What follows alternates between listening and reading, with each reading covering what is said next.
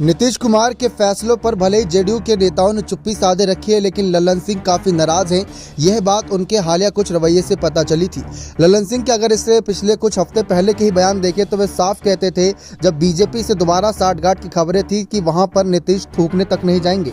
लेकिन अब जिस तरीके से नीतीश ने हाथ मिला और मुख्यमंत्री की कुर्सी दोबारा संभाली, वह चर्चा का विषय बनी। ललन सिंह इस फैसले से नाराज बताए जा रहे हैं। खबरें काफी लंबे समय से चर्चाओं में थी कि ललन सिंह ने ही नीतीश को प्रधानमंत्री बनाने का ख्वाब दिखाया था और वे उन्हें महागठबंधन में ले गए थे। लेकिन वहां पर शुरुआती जब बैठक हुई इंडिया अलायंस की, तो वहां पर नीतीश की जो भी कहीं ना कहीं इच्छाएं थी वे सब धरी की धरी रह गई, क्योंकि पीएम पद पर वहां चर्चा हुई ही नहीं। और अगर चर्चा हुई तो मल्लिकार्जुन खड़गे के नाम को आगे बढ़ाने की बात हुई। ललन सिंह इसी फैसले से इंडिया अलायंस के नाराज थे, जिसकी वजह से ललन सिंह ने राहुल गांधी पर हाल ही में निशाना साधते हुए कहा कि आप कभी प्रधानमंत्री नहीं बन पाएंगे, आप पप्पू थे और पप्पू ही रहेंगे, आप चुटकुलेबाजी करते रहेंगे। लेकिन दूसरी तरफ नीतीश से भी काफी नाराज आ रहे हैं ललन सिंह, साफ नजर आ रहा है, क्योंकि तस्वीरें भी इस बात की गवाही दे रही हैं। और नीतीश ने भले ही मुख्यमंत्री पद संभाला, उनको शुभकामनाएं दी, लेकिन अभी तक विभागों के बंटवारे या इन सब मामले पर कोई चर्चा नहीं हो रही। जैसा कि आप जानते हैं, नीतीश जब महागठबंधन का हिस्सा थे तब मुंगेर से जेडीयू सांसद राजीव रंजन उर्फ ललन सिंह की गिनती पीएम मोदी के दुर्विरोधी नेताओं में होने लगी थी। लोकसभा के अंदर ललन सिंह सीधे पीएम मोदी और केंद्रीय गृह मंत्री अमित शाह पर वार करते थे। दिल्ली अध्यादेश पर हो रही चर्चा के दौरान उनके अमित शाह के साथ हुई भिड़ंत काफी दिनों तक चर्चा का विषय रही। हालांकि इसके बाद उनके सितारे गर्दिश में चले गए। बीजेपी से हाथ मिलाने के लिए नीतीश कुमार ने सबसे पहले ललन सिंह को ही पार्टी अध्यक्ष कुर्सी तो उतारा था।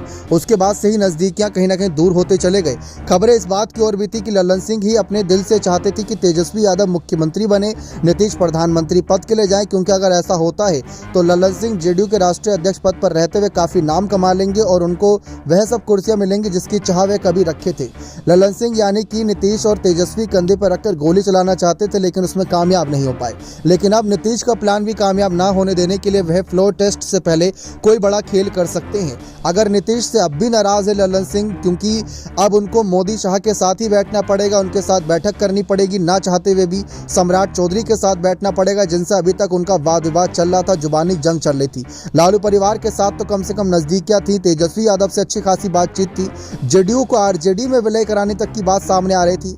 अगर ललन सिंह ने एक बड़ा कदम उठाया फ्लोर टेस्ट से पहले और बगावत कर दी, विधायकों को साथ लेगा, जो कि खबरें थी, चर्चाओं का विषय था कि ललन सिंह के साथ कुछ विधायकों का समर्थन है, तो ऐसे में ललन सिंह बैठे बैठाए नीतीश की सरकार गिराने की वजह बन जाएंगे और लालू को नई सरकार बनाने की वजह दे देंगे।